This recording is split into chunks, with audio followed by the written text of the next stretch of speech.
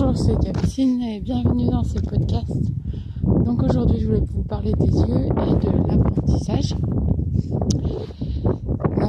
Si votre enfant a du mal à apprendre par cœur, à apprendre l'orthographe, c'est difficile, les devoirs sont longs à faire.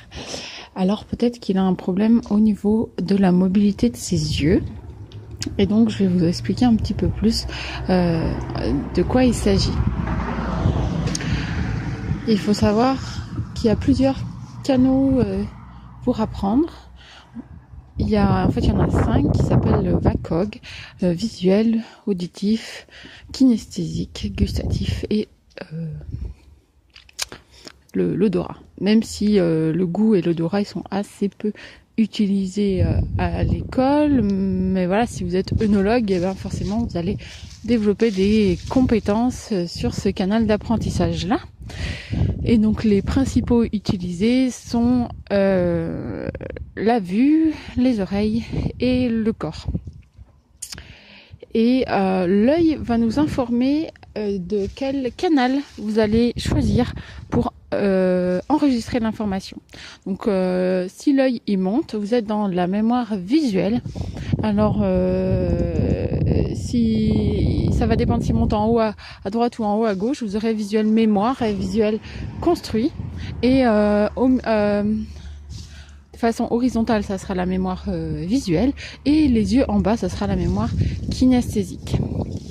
Sauf qu'en fait, aujourd'hui, on se retrouve avec des enfants ou des adultes qui ont une mauvaise posture ou qui ont un problème de mobilité au niveau de l'œil. Et en fait, l'œil, il a du mal à monter. En général, l'œil, il a du mal à monter pour aller chercher les informations dans la mémoire visuelle. Donc, c'est des enfants en général qui sont très auditifs. Donc, ils écoutent toutes les conversations d'adultes, ils retiennent bien les chansons. Ils sont assez curieux. Ils vont ressortir des choses qu'ils ont entendues, qu'ils auraient peut-être pas dû entendre. Voilà. Donc c'est des enfants qui peuvent être très auditifs. Puis à côté de ça, qui vont faire des fautes d'orthographe, qui peuvent écrire un mot de 5 manières différentes. Ça leur pose aucun souci. De toute façon, ça s'entend pareil parce qu'en fait, ils enregistrent l'orthographe avec leurs oreilles. Donc forcément, c'est compliqué.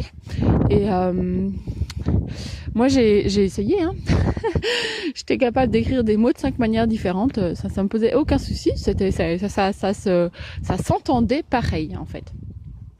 Et quand j'ai eu des gros problèmes d'orthographe, et quand j'ai eu 15-16 ans, ma mère avait quand même identifié ce problème et avait ses connaissances là sur auditif et visuel. Donc elle m'a fait faire tout un travail de rééducation de ma mémoire visuelle.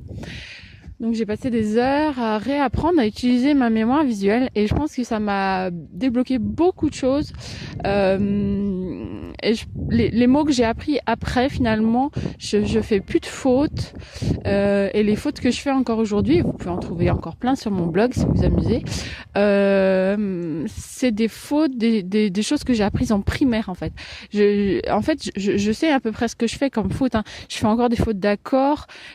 Il y a des choses que j'ai réussi à corriger au fur et à mesure du temps, puis il y a des trucs j'ai beau les lire 15 fois, je les vois pas en fait.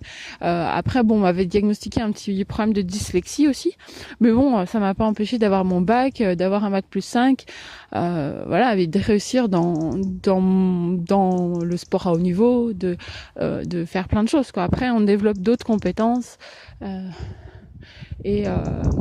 celles de l'orthographe quoi. Mais en tout cas, si vous avez des enfants plus petits, parce que moi c'était peut-être un petit peu tard pour quand ils sont à l'âge où ils doivent apprendre l'orthographe, quitte à faire autant l'enregistrer dans la mémoire visuelle, c'est vachement plus pratique parce que du coup quand ils vont avoir besoin du mot en fait, ils vont aller chercher dans la mémoire visuelle et ça sera juste parce qu'ils vont le voir et pas l'entendre. Et donc pour ça, il faut que l'œil il soit mobile. Et ça, vous pouvez vérifier. Et c'est facile. Vous mettez en face d'un adulte ou d'un enfant, ça marche pareil. Et vous allez lui demander, imagine un éléphant rose à pois bleus. Si l'œil il monte pas, il n'est pas dans sa mémoire visuelle. Et donc j'ai créé une formation avec des exercices issus des réflexes archaïques.